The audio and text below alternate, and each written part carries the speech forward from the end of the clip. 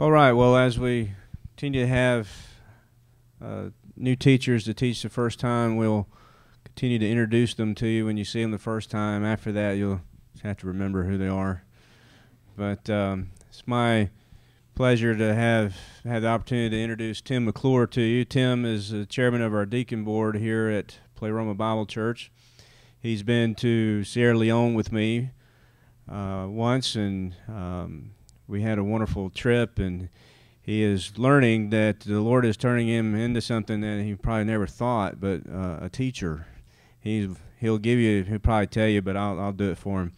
But he would tell you that he's been avoiding that for his whole life, and now he's just been thrown into it, and he didn't have a choice now. But he has been helping us teach through the life of Christ here as we've been doing it here for the last few months, and all the guys, they keep getting better and better each time. So I'm looking forward for Tim to be teaching this section to you. So, Tim?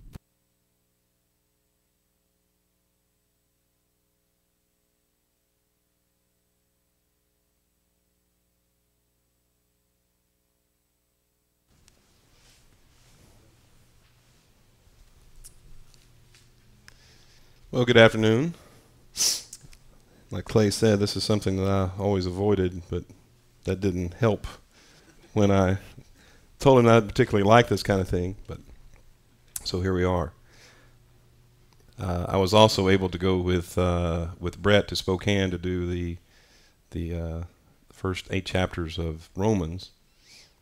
He asked if anyone had an opportunity to go, and I had an opportunity, so I volunteered to go. I don't know how well I did. I looked at it on the internet, and I didn't want to see any more myself. But I understand that's the way it works. You don't really want to see yourself when you're doing these things. As Clay said, I went to Sierra Leone with Clay as he taught the life of Christ the first time. And then when we got back in October, he told me that, or he got us all together and said he wanted to teach it to the congregation before we did the conference. And I thought we had a little time, to get ready for it. So a couple of weeks went by, and we got a schedule in an email saying, consider yourself volunteered. You have like 2 weeks to get ready, starting in December. So we've been teaching this since December. Is this working? Okay. You're just controlling it? Am I too loud? So anyway, that's what we've been doing, and hopefully I can do as good of a job as the others. I kind of feel like I've been placed in a certain position here. You've gotten the top guys, and then he's going to slip me in, and you're going to get Craig coming up next, and by tomorrow you'll forget I even said anything, hopefully. So let's start with a word of prayer, and then we'll get started. Dear Heavenly Father, we thank you for the opportunity to look at the life of your Son. We thank you for all that he has provided for us through his death on the cross, providing salvation for us all. We ask that the Holy Spirit will enlighten us as we study these things. We ask it in Christ's name. Amen. All right, so we're going to be moving right along in the manual since John took some of my time. Since he's a guest, I heard it was appropriate to give him a little extra time. Yeah, no problem. So if I talk a little fast, that's probably the reason why. So we're starting on page 34, I believe it is, in the 4 days of life of John the Baptist. We're going to look at this in John 1, 19 through 51. So we'll just jump right into that. It says, this is the testimony of John when the Jews sent to him priests and Levites from Jerusalem and asked him, "Who are you?" And he confessed and did not deny, but confessed, "I am not the Christ." I'm going to stop right there for a second. They didn't ask him if you're Christ. He just assumed they were coming out to find out who he was, assuming that he was Christ. They didn't ask him, "Are you the Christ?" He just emphatically says, "I'm not the Christ." If that's what you're thinking, I'm not him. There was a lot of people claiming to be Messiah at this time in Jerusalem. So I think he anticipated what they were thinking and cut them off. Cut them off at the knees before they had a chance to think any further on that area. Okay, so he says, "I am not the Christ." They asked him, "What then? Are you Elijah?" And he said, "I am not." "Are you the prophet?" And he answered them, "No." Then they said to him, "Who are you, so that we may give an answer to those who sent us? What do you say about yourself?" And he said, "I am the voice of one crying in the wilderness, make straight the way of the Lord, as Isaiah the prophet said." Now, we've already seen this a couple of times in Isaiah 40, verse 3. We saw it last hour with John. Make straight the way of the Lord. Okay, and they had been sent by the Pharisees, and they asked him and said to him, "Why then are you baptizing if you are not the Christ, nor Elijah, nor the prophet?" And John answered them, saying, "I baptize in water, but among you stands one you do not know. It is he who comes after me, the thong of whose sandal I am unworthy to untie." These things took place in Bethany beyond the Jordan, where John was baptizing. So John 1:19 through 28, this is day 1 of the 4 days in the life of John the Baptist. In 1:19, John the Baptist preached a message of vital importance to Israel.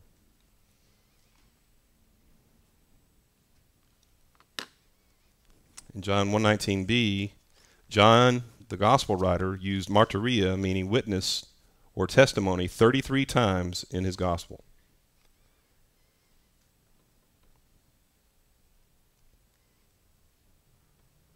In John 1:19c, people recognized that John the Baptizer's message concerning the Messiah was a messianic message.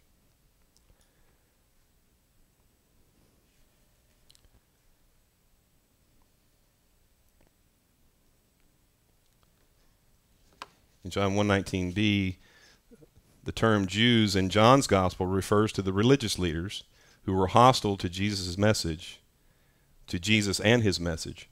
Now, in the Synoptic Gospels, the term Jews does not always refer to the religious leaders. Not always, but sometimes it does. But in John, it always refers to the religious leaders. In John 1:19c, the Pharisees sent priests and Levites to spy on John and report on his message. So here you have John the Baptist out in the desert, dressed funny, have a funny diet.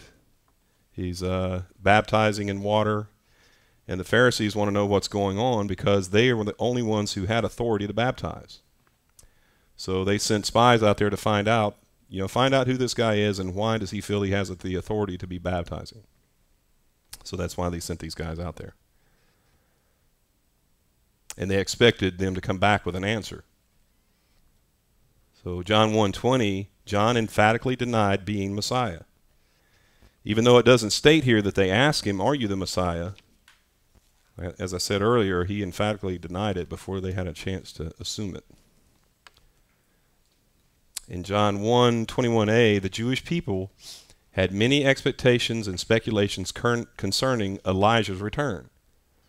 In Malachi 4:5 and 6. Even today, when the Jews are celebrating Passover, I believe they leave a seat empty for Elijah, and then at some point in the ritual they send someone to the door to see if Elijah has come. So they had a lot of speculations concerning Elijah, so they wanted to know if John was Elijah. And later on we'll see Christ say that John could have been Elijah, or he was Elijah, but he was rejected also. In John 1:21b, John denied being the prophet of Deuteronomy 18:15. A prophet is unto Joseph. I was wondering if anybody would catch that. A prophet is unto Moses. It's funny how something gets started and it just continues to go on and on and on. We're going to wear it out, and I'm glad I wasn't the one that started it. Okay, John denied being the prophet of Deuteronomy 18:15, the prophet as unto Moses. See, I almost said it again. In John 1:21c, John's short answers showed his disdain for his disdain for the arrogant religious leaders. They ask him, "Are you Elijah?" "Nope." "Are you the prophet?" "I am not." These are very short answers. He he has an attitude towards him. He's already called him a brood of vipers, as we heard John talk about earlier. He's already called him a brood of vipers, so he has no respect for them at all. In John 1:22, the messengers needed to take back a detailed report. So the Pharisees sent them out there to bring back a report, and they expected them to come back with some answers. You find out who this guy is, and why does he feel like he has the authority to do what he's doing.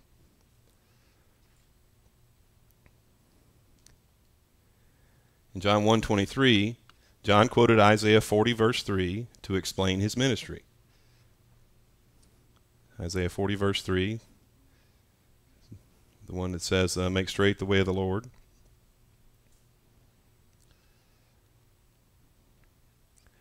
John 1:24, the Pharisees had sent the priests and Levites to question John.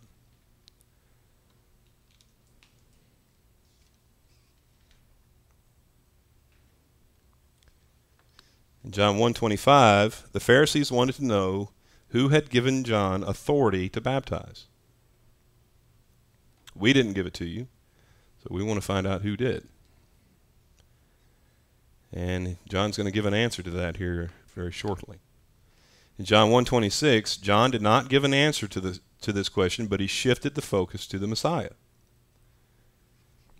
And as I've heard it said, that some answers or some questions don't deserve an answer, and you have to be careful how you answer some questions. I won't call him a good friend, but I'll say someone that I know, Charlie Clough, always says that you have to be careful of what questions you answer. Like the question of, have you stopped beating your wife? Well, no matter how you answer the question, you're in trouble. If you answer no, then why'd you start in the first place? And so you answer yes, well, yeah, I stopped, or vice versa. Which way or the other. No matter which way you answer the question, you're still in trouble. Or why did you start, and why haven't you stopped yet?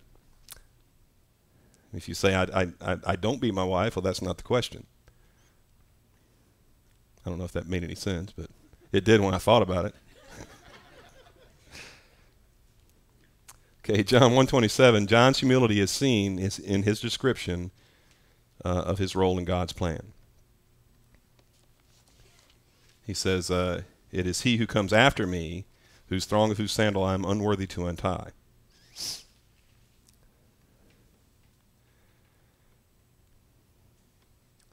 In John 1:28, Bethany seemed to be the base of operation for John at this time.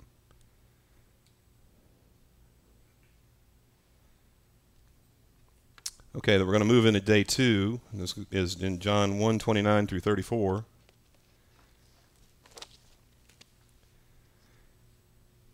In John 1:29, the next day he saw Jesus coming, and he said, "Behold, the Lamb of God who takes away the sin of the world. This is he on behalf of whom I said, after me comes a man who has a higher rank than I, for he existed before me."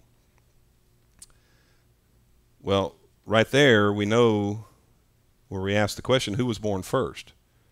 Well, John was born first, but he is saying that Jesus existed before me, and he has a higher rank than I.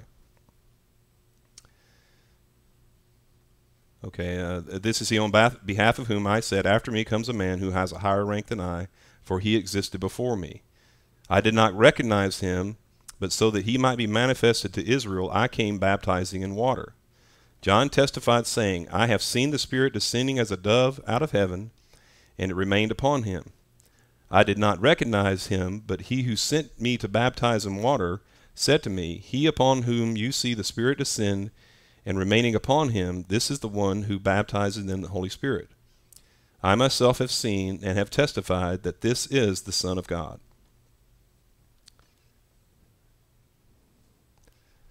So in day 2 of the 4 days of in the life of John the Baptist, John's statement about Jesus brought to mind the Passover lamb, and it indicated his work as a substitute sacrifice for sin. That's all right.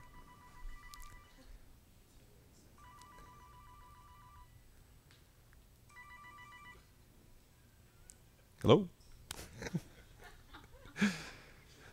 Okay, John's statement about Jesus brought to mind the Passover lamb, and it indicated his work as a substitute sacrifice for sin. In John 1:30, John emphasized that Jesus outranked him even though his, that's John the Baptist's, ministry began first.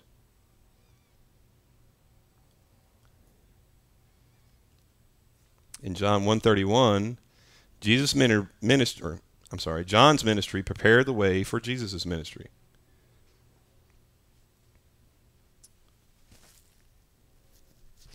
And this started off last night with when Pastor Ward was talking about John's ministry and how he was the forerunner. He would be the forerunner for Jesus.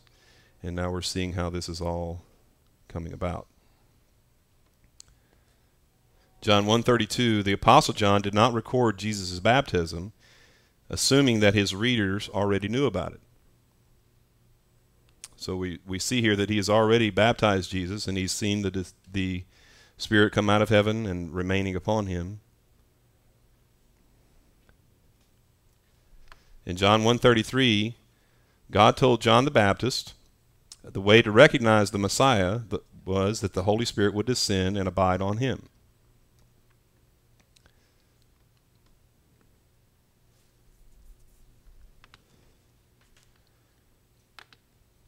In John 1:34, John was the first to testify that Jesus was indeed the promised seed.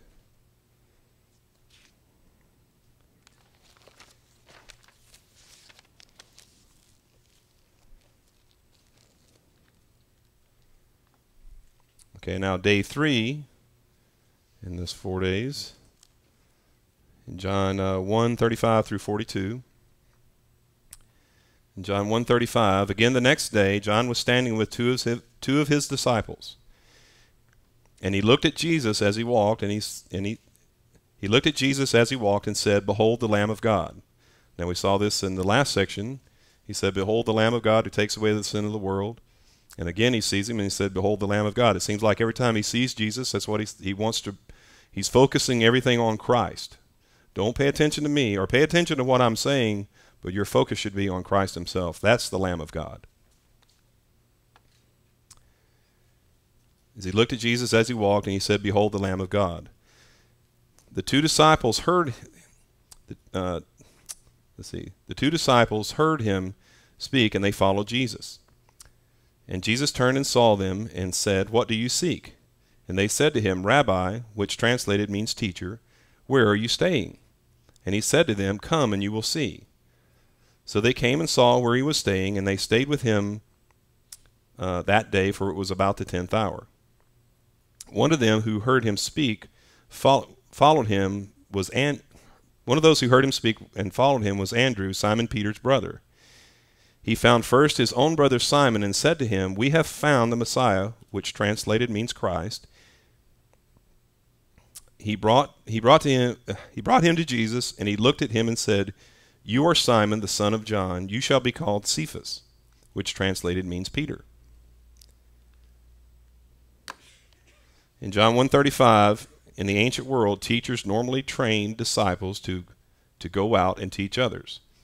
This is 2 Timothy 2:1 and 2. And this is the model for DM2 that we're all doing. So you go out and train faithful men who will go out and teach others also. And this is the model, and I think this is where this comes from. In John 1:36, John the Baptizer humbly encouraged his disciples to follow Jesus. That's why I kept saying, "This is the Lamb of God." There he is right there. Follow him. In John 1:37, Andrew and John were the first disciples to follow Jesus.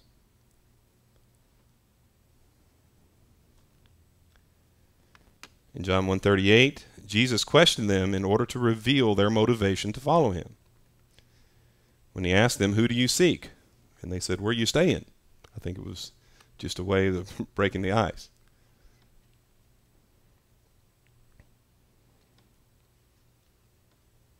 In John 1:39, Jesus invited them to spend time with him.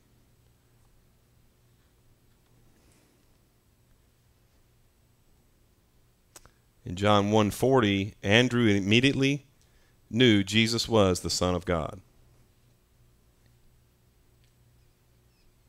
He went to his brother and he said, "We have found we have found the Messiah. In John 1:41, Andrew made it a priority to tell his brother Peter.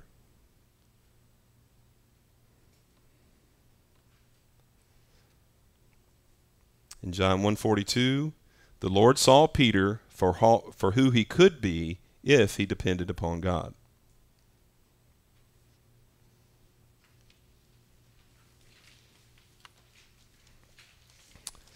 The Lord knew that Peter would have some issues. He would have times when he didn't know when to keep his mouth shut. He would have times that when he actually would deny that he knew who Jesus was. But he knew what Peter could be if he depended upon God.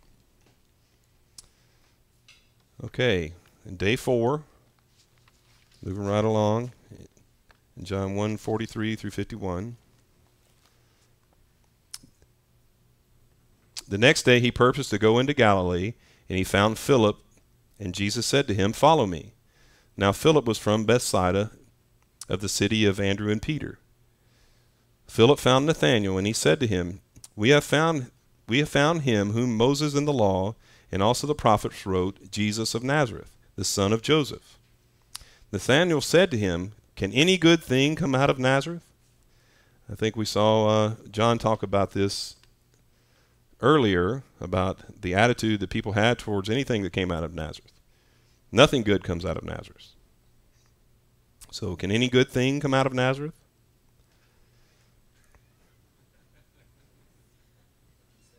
Nazareth?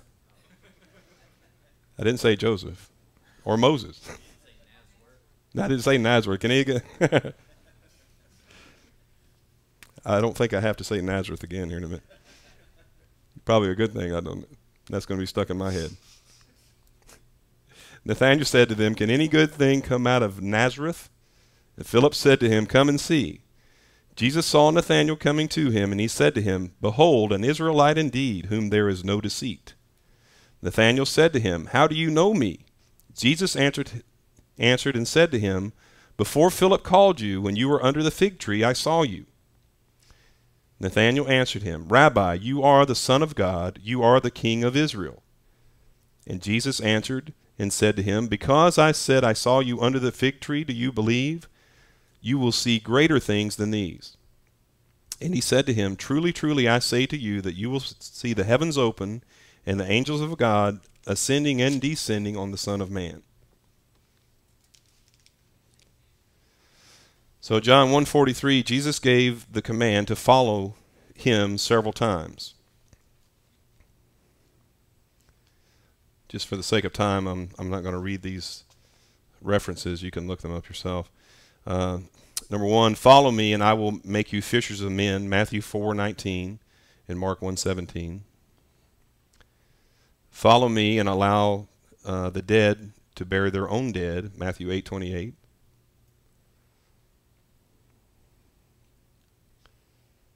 Follow me, Matthew 9:9. If any man wishes to come after me, let him deny himself and take up his cross and follow me, Matthew 16:24.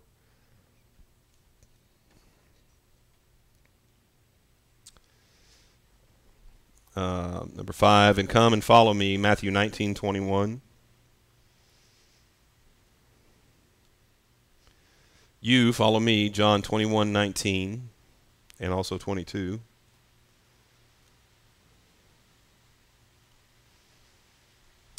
In John 1:44, Bethsaida was a town in the northeast corner of the Sea of Galilee, near where Jesus had fed the 5,000 and healed the blind man.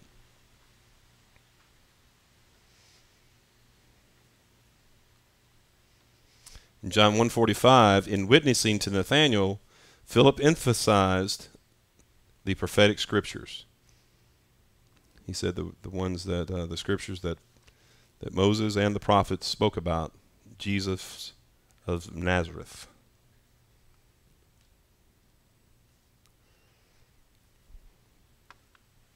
In John 1:46a, Nathanael, a student of the scriptures, knew that the Messiah would come from Bethlehem.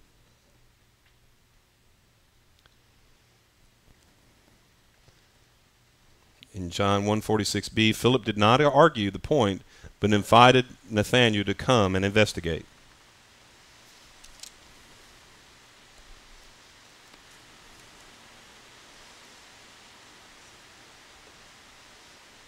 In John 1:46c, Philip knew Nathanael would understand once he had evaluated the evidence.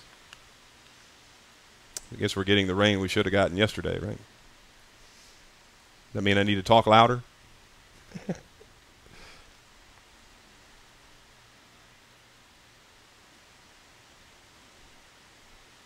In John 1:47, Nathanael was not a deceiver like the patriarch Joseph. Did I say Joseph? Thanks, Tommy. Like the patriarch Jacob. We know that Jacob deceived his brother into getting the birthright, and then with his mother's help, he deceived his father into getting the inheritance. So Nathanael was not a deceiver like the patriarch Jacob. That's what Christ tells him, an Israelite indeed, in which there is no deceit. In John 1:48, Jesus' omniscience astonished Nathanael. That's when he tells him, when you were under the fig tree, I saw you there. And he's like, wait a minute, I was under the fig tree. How did you know I was under the fig tree?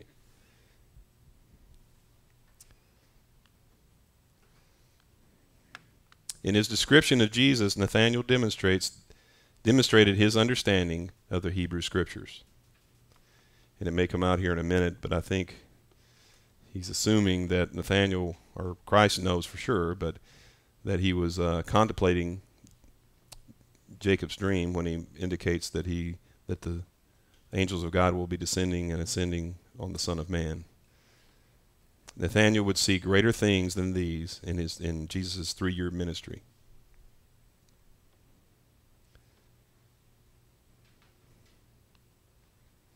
In John 1:51, John used "I tell you the truth" 25 times in his gospel to call attention to the words that followed.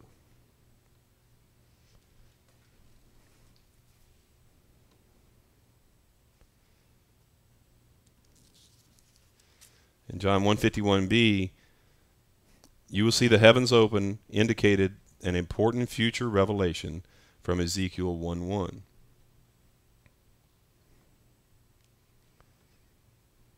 In John 1:51c, Nathanael was evidently contemplating the dream of Jacob of Genesis 28:10.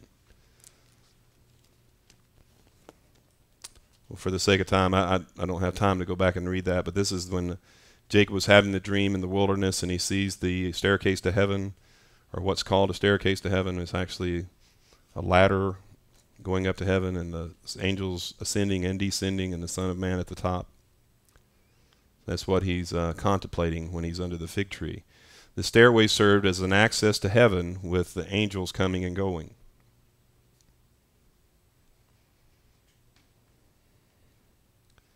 Genesis 28:13, Jesus was the fulfillment of Jacob's dream. He sees the angels coming and going, and Yahweh at the top, who was Jesus Christ himself. So in Genesis 12 through 50, this comes from our study of the Old Testament. In Genesis 28, 12 and 13, Jacob's dream revealed an angelic access to heaven with Yahweh at the top.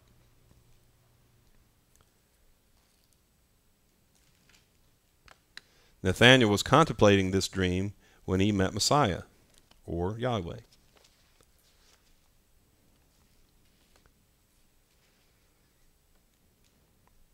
And Jesus fulfills the dream because he is the only access point to heaven. 1 Timothy 2, 5, and 6. So this is what Nathanael is contemplating, and Jesus knows that when he meets him. So moving right along to the first miracle in the life of Christ. We're just going to move right into it. The first miracle and the beginning of his ministry in John 2, 1 through 3:36. I'm sorry, that's John 2:1. So John 2:1. On the third day was the wedding in Cana of Galilee, and the mother of Jesus was there. And both Jesus and his disciples were invited to the wedding. When the wine ran out, the mother of Jesus said to him, "They have no wine." And Jesus said to her, "Woman, what does that have to do with us? My hour has not yet come." His mother said to the servants, "Whatever he says to you, do it." Now there were 6 stone water pots set for the custom of purification, containing 20 or 30 gallons each. And Jesus said to them, "Fill the water pots with water." So they filled them up to the brim. And he said to them, "Draw some out and take it to the head waiter." So they took it to him. When the head waiter tasted the water, which had become wine, and did not know where it had come from, but the servants who had drawn the water knew, the head waiter called the bridegroom. And he said to them, "Every man serves the good wine first, and when the people have drunk freely, then he serves the poorer wine, but you have kept the good wine until now." This the beginning of his signs Jesus did in Cana of Galilee, and manifested his glory, and his disciples believed in him. After this he went down to Capernaum, he and his mother and his brothers and his disciples, and they stayed there a few days. Okay, the wedding in Cana and John's first recorded sign miracle of Jesus in John 2:1 through 11. In John 2:1a, the third day probably referred to the third day of their journey, and not to the third day of the previous 4 days in the life of John the Baptist that we just talked about. So this was more than likely the third day in their journey. In John 2:1b, Cana was a small village 10 miles west of the Sea of Galilee.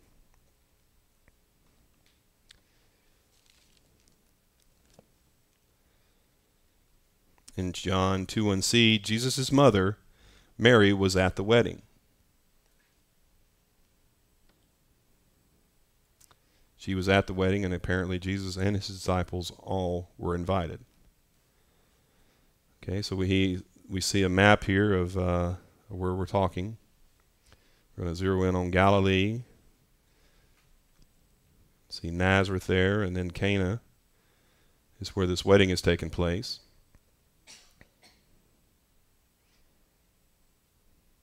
So that's where we're talking about, 10 miles from Nazareth.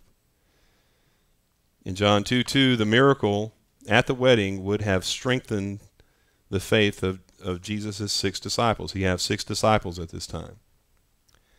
And we heard a little earlier that they had already believed in Jesus. They wouldn't be his disciples if they hadn't believed in him. Unlike, even though he did have one disciple that didn't believe in him. But this was not a strengthening of their faith to believe in Jesus. This would have strengthened their faith in accepting, or strengthened their faith in knowing that he was the Messiah. So we're going to have a quick overview of a Jewish wedding.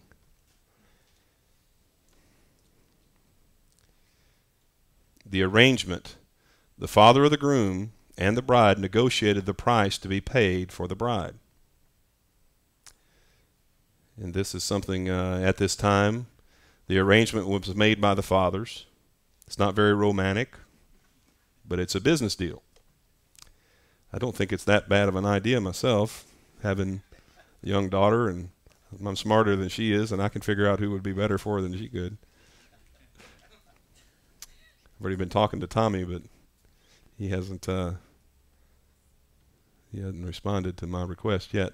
But he has young sons and young daughters, and so do I, so I thought maybe we could work something out. Okay, well, then we have a Bride of Christ application. God the Father decided the price to be paid for his bride, the church.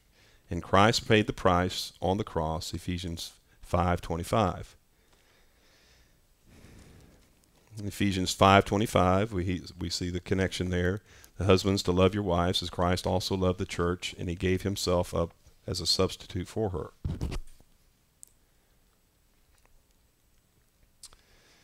Number 2, the love of God motivated the payments in John 3:16. God loved this world in this manner that Christ died for everyone. The betrothal lasted at least 1 year and could last much longer, while the bride underwent preparation and evaluation, or was evaluated for her purity.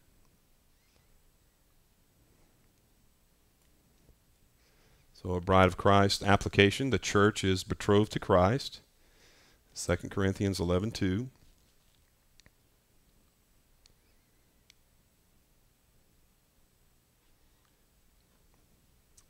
The church has been set apart unto Christ and will ultimately be purified at the rapture. 1 John 3:2. And judged at the bema seat, 1 Corinthians 3:11 through 15. Revelation 19:7 and 8. Let's turn over there real quick. Revelation 19:7 and 8.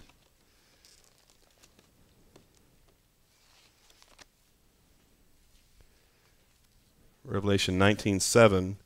Let us rejoice and be glad, and give the glory to him, for the marriage of the Lamb has come, and his bride has made herself ready. It was given to her to clothe herself in fine linen, bright and clean, for the linen is the righteous acts of the saints.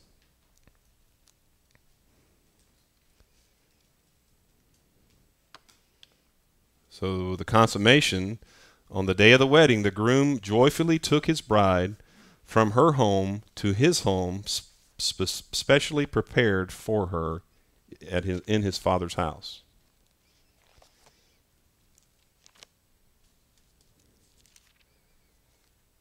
We see that Christ makes this announcement later on, where he says, where I'm going, you can't go now, but I'll go and prepare a place for you. And if I go prepare a place for you, I will come back and take you with me. Bride of Christ application. At the rapture of the church, Christ, the groom, will leave his heavenly home to get the church, the bride, and to take her to his Father's home. John 14:1 through 3.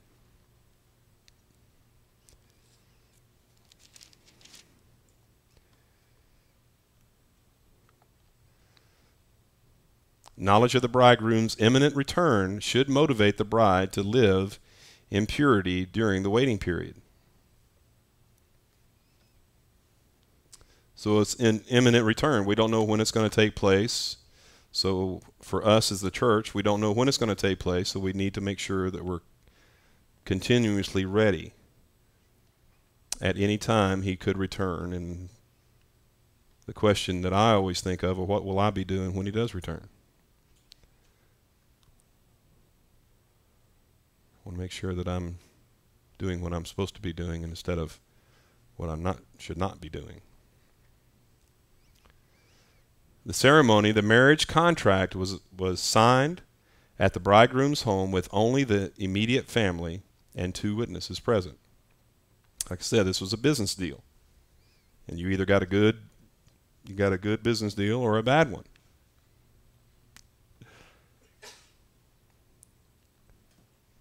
The Bride of Christ application, the marriage ceremony of the Lamb, and the church will be in the marriage ceremony of the Lamb will be, and the church will be in heaven, followed by the second coming of Christ.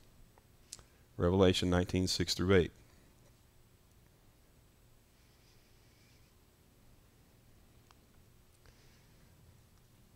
Having been glorified, the bride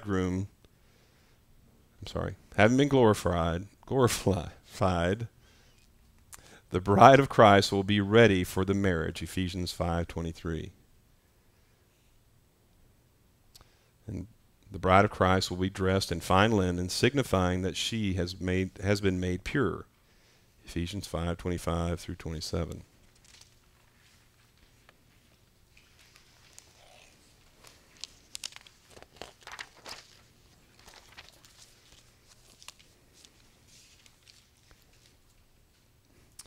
The wedding feast. Many received invitations to the wedding feast, which often lasted 7 days. Depending on the wealth of the family, it could last 7 days, it could last longer, it could last up to a month, depending on how much money that the family had. So the Bride of Christ application for this is God will issue the invitations to the marriage supper of the Lamb in connection with the second coming of Christ, Revelation 19:9.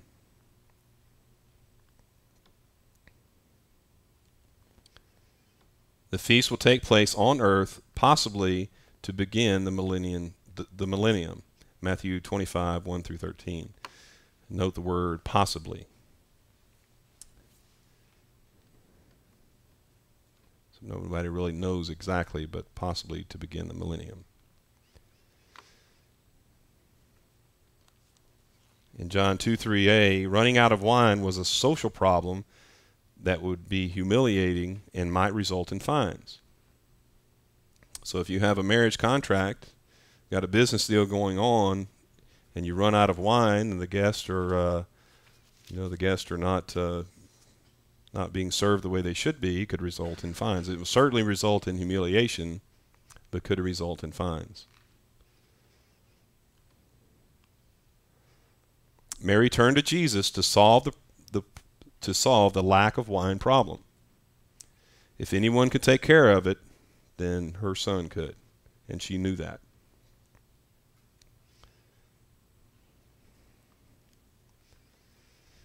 In John 2:3c, in the Old Testament, wine symbolized joy and celebration. In Psalm 104:15, although the wine ran out, the ultimate source of joy was present and could solve the problem.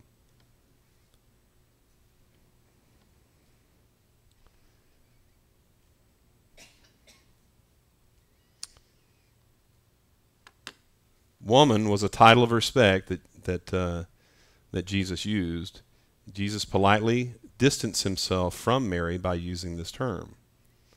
It wasn't a derogatory term. He's basically using this term as saying, "Ma'am, what does this have to do with me or us?" Jesus' statement reminded Mary that their relationship had changed.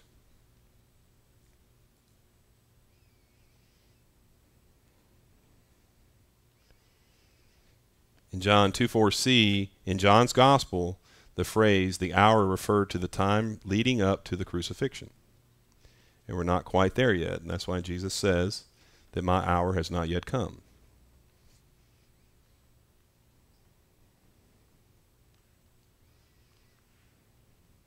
Mary's statement to the servants showed her faith and confidence in Jesus. That's her statement of, whatever he says to you, do it. Now we see the miracle here of the wine, of changing the water into wine. Well, that's not that much of a miracle for water to change to wine, where you take the seeds and you plant them in the ground, and you put water on them in the sun, and they start growing, and you take the grapes that you get from the vine, and you squish them down and make grape juice, and then fermentation process takes place, and over time you end up with wine. But this was an instantaneous creation miracle. This takes time for this process to take place, but Christ did it just like that. Immediately the water had turned to wine.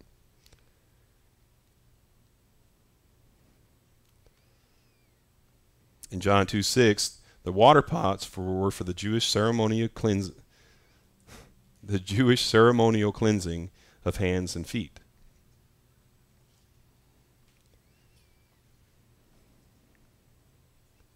Or hands for the feast. According to the Jewish traditions, filling the water pots for another purpose rendered them unusable for their intended ceremonial purpose. So if you use them for anything other than water for purification, then they're unusable. In John 2:7b, during his ministry, Jesus consistently went against their legalistic rituals. And we'll see that over and over again as we get further and further into this study.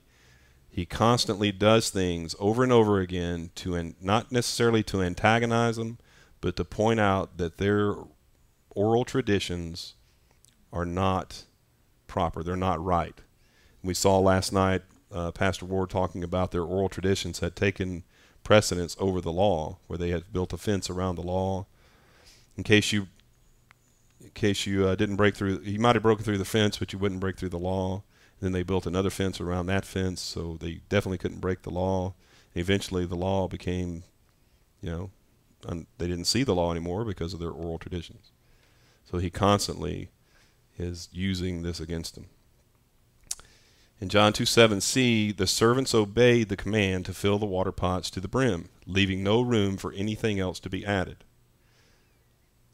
So they filled them up to the brim with water. They couldn't say, well, Jesus must have come along and, he had wine in a satchel and he just kind of poured it in there. We weren't looking. That's how it turned into wine. There was no question that this was a complete creation miracle. The head waiter was not aware of the miracle when he received the water now turned into wine. So we see the servants, he says them to draw some out, so they draw out water, and sometime in the process of them carrying it to the head waiter, it had turned to wine. And John 2:9, the servants recognized that the servants recognized the miracle. However, the miracle was private and thus intended only for a select audience. Not everyone saw them draw out just water, but the servants did. And the disciples saw that. In John 2:10, the head waiter discerned a notable difference between the first and second wines. He stated his surprise at the reversal of the standard custom. Well, the standard custom was you serve the good wine first, and when their tongues get a little bit inebriated and they can't taste anymore, then you serve the poor wine, and they're not going to notice. At that point, they won't even care.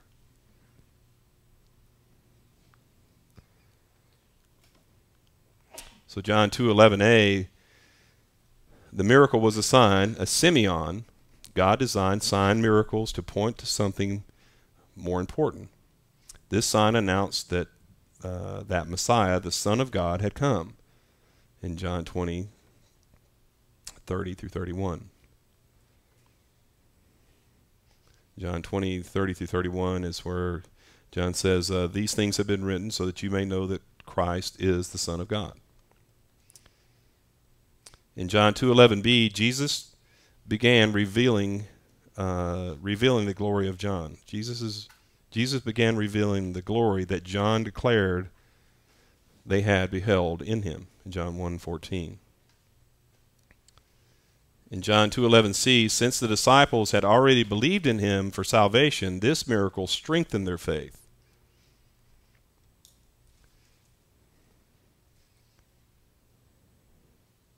Where it states that they believed in him, this was not belief for salvation, but a strengthening of their faith.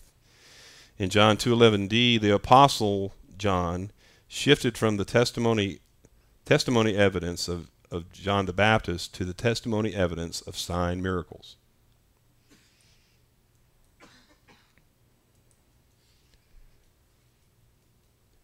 In John 2:12, Jesus made Capernaum, an important city on the northeastern shore of the Sea of Galilee, a center of his ministry.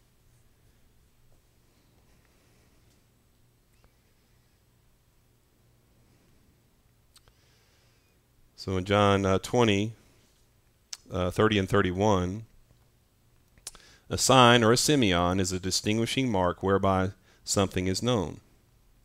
John 20:30 and 31. The sign miracle was secondary to the truth that the sign pointed to.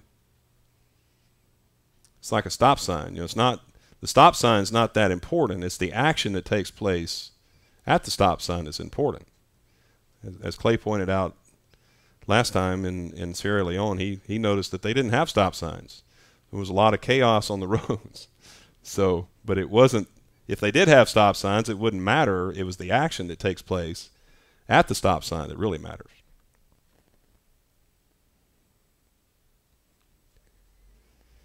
And like the signs, we need to point people to Christ.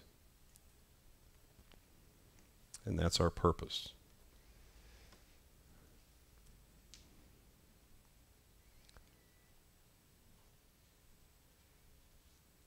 And I believe that is the end of my presentation, and I just want to thank you for the opportunity to present it.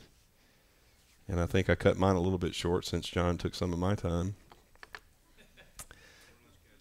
Now we're back on schedule.